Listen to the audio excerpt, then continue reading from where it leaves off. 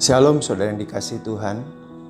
Hari ini saya mau berbagi firman Tuhan sebagai pesan pastoral yang saya berikan tema janji kemenangan dari Tuhan. Saya ambilkan dari Ulangan 23 ayat yang ke-9. Apabila engkau maju dengan tentaramu melawan musuhmu, maka haruslah engkau menjaga diri terhadap segala yang jahat.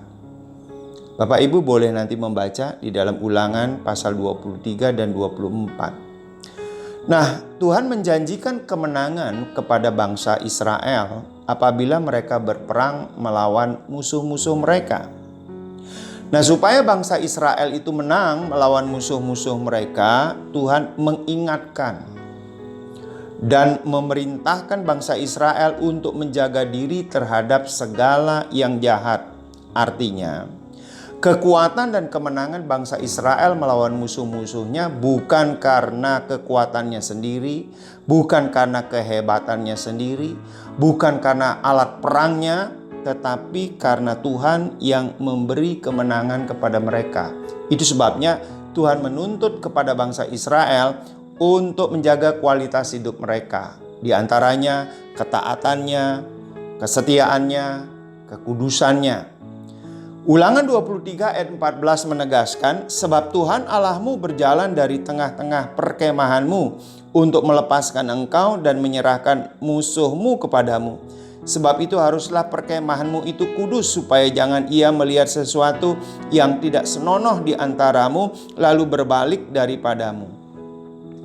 Di zaman sekarang ini siapa sebenarnya musuh-musuh kita sebagai orang percaya?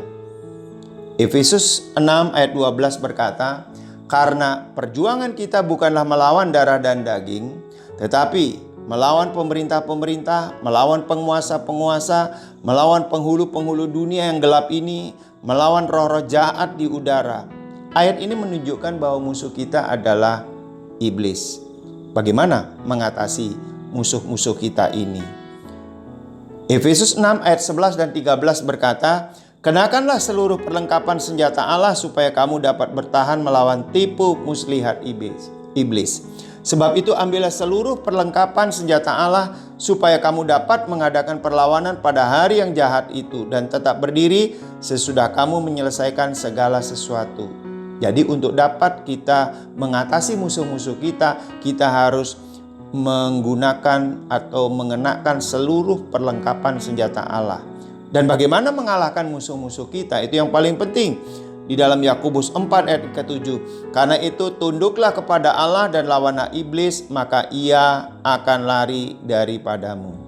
Jadi kualitas kehidupan kita, ketaatan kita, kekudusan kita akan menentukan kemenangan bagi kita.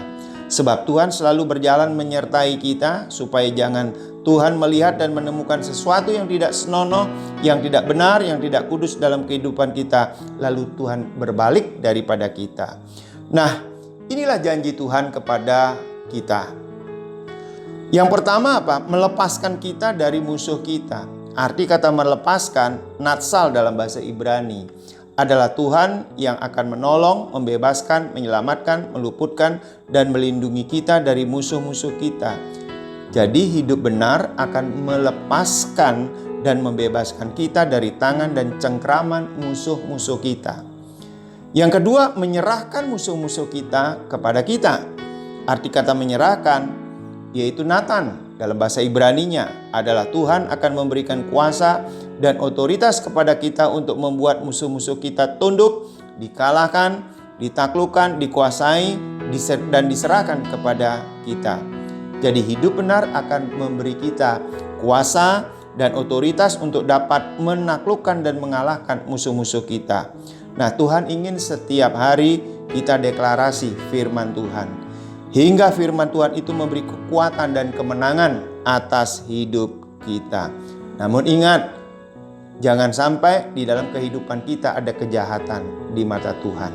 Karena Tuhan ingin kualitas hidup kita dan Tuhan menyertai kita. Mari kita sama-sama berdoa. Bapa, di dalam nama Tuhan Yesus, kami percaya firman Tuhan yang berkata, apabila engkau maju dengan tentaramu melawan musuhmu, maka haruslah engkau menjaga diri terhadap segala yang jahat. Janji kemenangan dari Tuhan sungguh terjadi ya Bapa. Terima kasih Bapa, biarlah hari ini kami boleh mengalami kemenangan yang datangnya daripada Tuhan Yesus. Tuhan, Engkau juga memberikan kemenangan kepada setiap yang mendengar firman Allah ini. Iman mereka dikuatkan, dan biarlah setiap mereka mendeklarasikan firman Tuhan setiap hari. Dengan demikian, kemenangan ada pada pihak mereka. Terima kasih Bapa di surga, di dalam nama Tuhan Yesus. Amin.